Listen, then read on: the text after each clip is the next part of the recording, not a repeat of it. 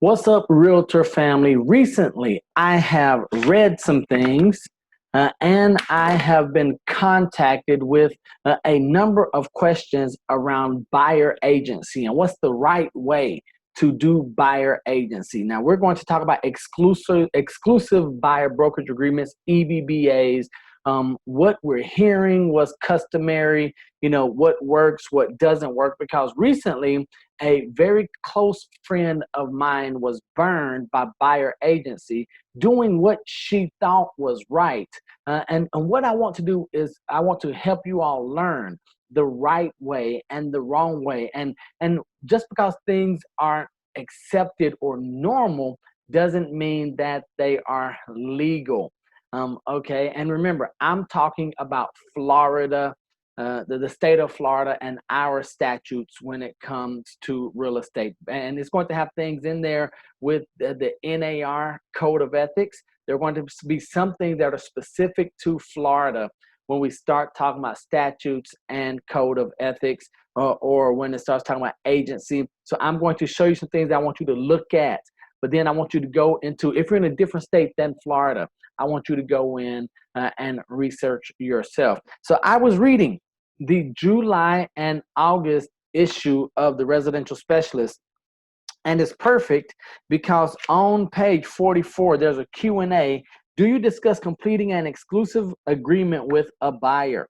Now, I initially saw all types of responses, but the relief to me is that none of the respondents were from Florida, because if so, we'll see where there are some challenges if they were Florida agents. And if the agents in these states have the same statutes as far as the required notifications, then there are going to be some issues as well. So one respondent said, I have a hard time in my area asking a buyer to sign a contract with me because nobody else is doing it. I wish they were. We've all been burned at one time or another. Another respondent said, I discussed our laws in the first meeting, but explained that I don't ask them to sign until we write a contract. They always stay with me. One gentleman says, I do buyer interviews to make sure we are compatible and have no problem going on a date or a tour or two. I do lose a few buyers, but still feel I close more than forcing the contract prematurely. When he says contract, he's talking about the exclusive buyer broker agreement. I will say EBBA in Florida, exclusive buyer brokerage agreement, EBBA. That's what I'm referring to. And then another lady says, I am experienced and knowledgeable and do not need a contract on our first meeting. I hear too many horror stories of an agent pressuring a buyer into a contract that the buyer regrets signing. Now, none of these respondents, I do want to remind you, none of these respondents are from the state of Florida, and I am not familiar with their state statutes because that's not my area of expertise. I can tell you that in the state of Florida, I'm going to share my screen. We're going to go through and look at some things that might keep you out of the hot seat and maybe have you reassess your business model. Now, when it comes to brokerage relationships and agency, I'm going to ask you to have a conversation with your broker or your office manager, see what they allow, what they permit. Now, understand, Florida is a presumptive transaction brokerage state. And the first place that we're going to go, let me go ahead and share my screen with you. The first place that we are going to go is, I believe that it is valuable for us to understand and know what the Florida Statute Chapter 475, Section 2, let me make sure, I believe it's 278, yes, talking about brokerage relationships. So in Florida, we are the presumption of transaction brokers. And remember, as I'm going through this and as I'm sharing this with you, I don't know is an unacceptable answer. We are all tasked to know this information. So if you've never read Chapter 475 of the Florida statutes, I suggest you go through, read the statute line by line, because if you're in Florida, you're going to say, all I need to know is my office guidelines. No. Or my association, or my MLS, or the NAR COE, Code of Ethics. No. you must know the Florida statutes, chapter 475 as well, because I don't know is unacceptable when you go before our friends at FREC. So you will see here that Florida is a, let me make sure, it is a presumptive transaction brokerage state. It talks about the transaction brokerage relationship. It also talks about no brokerage relationship. We're not going to go into that.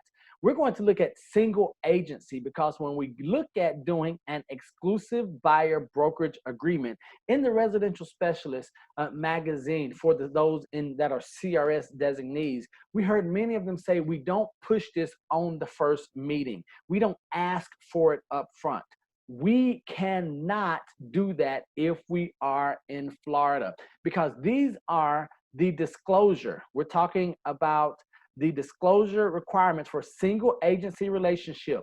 You'll see the fiduciary duties for single agent relationships. And you should know there are 9 duties. Yes, I said the word duty for single agency relationships, 9 duties, but disclosure requirement. And this is where there is some confusion. And this is where my friend got into some trouble. Duties of a single agent must be fully described and disclosed in writing to a buyer or seller, either as a separate and distinct disclosure document. Okay, yeah, you guys can read that part. This disclosure must be made before or at the time of entering into a listing agreement or an agreement for representation, or before showing of property, whichever occurs first. This does not mention before submitting the offer or at time of contract. So it has to be either before showing the property or having a conversation or entering into an agreement for representation. That's when the disclosure must be made and it must be signed. It also talks about if it's going to be in another document, the size requirements and everything there. It also goes into the transition to transaction brokerage. Florida Realtors in Form Simplicity has a fantastic set of forms that you can use. I only work, now this is the Bible according to Neil Oates. I only use the single agent with authorization to transition to a transaction brokerage, consent to transition to a transaction broker. What I want you to understand and see, the disclosure must be made before or at the time of entering into an agreement or other agreement, listing agreement or an agreement for representation, or before showing of property. That means we cannot do it in the offer package when we're presenting offers. We cannot do it in our contract package before we send it off. That's a no-no. And that's what my friend did. And that's what caused my friend to say, hey, you know what? I did this wrong. And then I can understand why we might be confused, because we're seeing different things from agents in different states. Maybe they have the same statutes and they don't know. I would encourage them to read their state statutes and get aware. I do know the statutes here in Florida. It's black and white in front of you. Disclosure must happen before agreeing or entering into an agreement or before showing the property.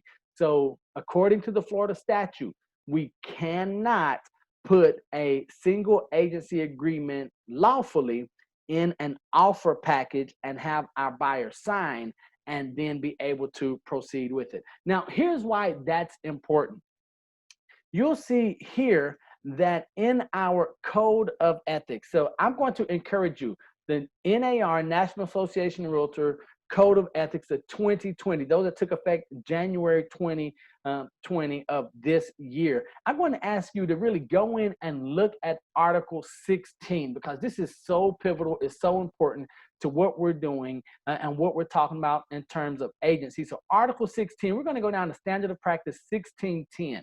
So we're talking now about, compensation for the cooperating agent or for the buyer's agent. We'll see here, realtors acting as buyer or tenant reps shall disclose that relationship to the seller at first contact, or shall provide written confirmation of that disclosure to the seller's or landlord's representative or broker no later than execution of a purchase agreement or lease. Neil, why are you covering this? That in essence says, now, it's not our job to say, well, interpret. What I found as a member of our professional standard board for many, many years is that the black and white on the screen is the black and white. So we don't interpret, we just enforce. So what it says is that they must disclose that relationship to the seller or landlord's representative or broker at first contact, and shall provide written confirmation of that disclosure to the seller's landlord representative or broker not later than execution of a purchase agreement or lease. So the first contact that you have with the listing agent, what does the code of ethics say? We have to notify them. We must inform the listing agent at that time that we have an exclusive buyer broker agreement, that we are single agents, if that's the case, for our client. Otherwise, what are we? We are presumed to be transaction brokers. But Neil, what if I submit the offer and I forget? The best thing to do is, if you submit the offer, include your EBBA in there. If you want to mark out sensitive information like the buyer's phone number or email address, something like that, by all means do it. But according to this, it says that you must notify them, that we must disclose that relationship at first contact, and then provide written confirmation no later than execution of a purchase agreement or lease. So what happens if you provide it after the contract is executed, like many agents do? Now, once again, understand that under Standard of Practice 1610, it is the cooperating broker's responsibility to initiate and to share that information. It is not the listing agent or brokers or their closing manager or anyone else's responsibility to ask that later on. Why do we care? Let me show you why we care. Because when we go into Matrix or the MLS, whatever MLS you're using, we'll see here that the list price on this property is $589,000. This property was just listed today, $589,000. We show the property, we submit an offer, we get the contract executed. We are excited because we know that we're the buyer's agent. 2.5%. Yes, we know this. We're under contract. The week before closing, we send in our exclusive buyer broker agreement. What's wrong with that? We think we're getting 2.5%. Is that the case? Unfortunately, that is not the case. Based on what we just saw for the Florida statute 475-278, right? The Florida statute. We're in Florida, remember. We have to disclose early as far as getting the agreement signed with the buyer prior to showing property or at first contact when we're having that conversation. When we submit the offer, first contact with the listing broker, we must notify them and then provide written confirmation prior to execution. If we execute before providing written confirmation or our EBBA, what are we in Florida? We are presumptive transaction broker. What are we, the MLS? They have agreed to compensate transaction brokers 1.5% as opposed to 2.5 for someone who communicated and disclosed prior to execution. So we went from $14,725 of compensation to $8,835 of compensation because of our lack to inform, because of our failure as the co-op agent, as the buyer's agent, single agent, because of our failure to inform the listing specialist of our relationship at first contact and then provide written proof or written documentation prior to execution. We have just forfeited $5,890. bucks. Neil, what can we do about it? Can we fuss? Can we complain? You can do all of that, but the law is the law. So when we go back to, in Florida, the statutes, when we look at the code of ethics requirement in Article 16, has the seller or the listing agent done anything wrong by waiting until the final HUD or the CD comes, and you see that instead of what you anticipated getting at 14,725, instead you're getting 8835? Is it the listing agent's responsibility or the title company's responsibility? No, it is not. The onus is on us as a buyer specialist. So I encourage you, if you want more information on the buyer brokerage agreement, look for resources. Go in, have trainings, talk to your broker, your office manager, find trainers, or maybe find a buyer specialist who is very skilled and knowledgeable at getting the EBBA signed. But I'm going to encourage you to know what your state statutes say, because if you don't know, chances are you're leaving money on the table. And I can appreciate the 2.5, 1.5, 1. I'm not mad at it. If you're not checking these things before you submit your offers, if you're not doing your best to be the best, then whose fault is it? I know it sounds kind of harsh. I might be a harsh individual, but I don't know is an unacceptable answer when we're all tasked with knowing the same information. I hope this video helps you. If you are a buyer's agent or buyer specialist and you're thinking about or you're using that EBBA in the state of Florida, make sure that our disclosure requirements are in place. Make sure that we're communicating agency relationships. If you have any questions, once again, speak to your broker, your office manager, maybe a skilled buyer specialist in your office, or reach out to me. I'm not going to tell you what to do. I will point you in the correct area, in the right location, so you can do the research for yourself.